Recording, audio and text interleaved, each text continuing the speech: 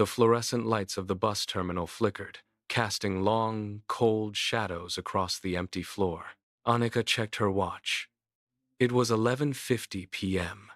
Outside, the Christmas Eve snow was piling up against the glass doors like a white wall. She gripped her coat, ready to lock the gates, when she noticed the figure on the wooden bench.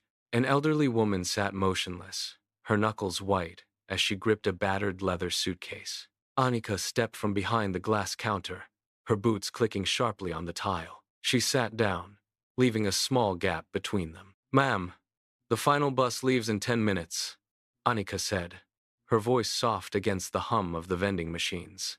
The woman turned, her eyes clouded and darting toward the entrance. "My son," the woman whispered, her voice trembling.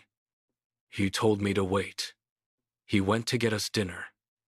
That was this morning."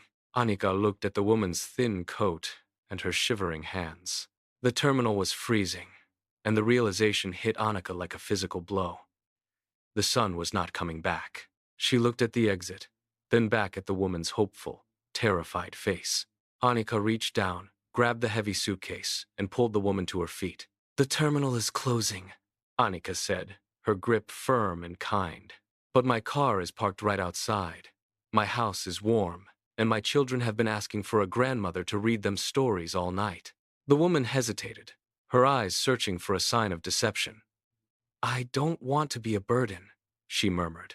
Anika shook her head. "You are not a burden. You are the guest we have been waiting for." They stepped out into the biting wind and walked to the car, leaving the empty station behind.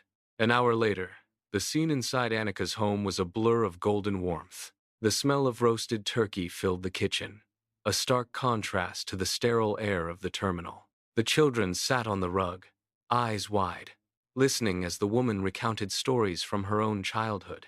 Anika watched from the doorway, the cold of the terminal finally forgotten.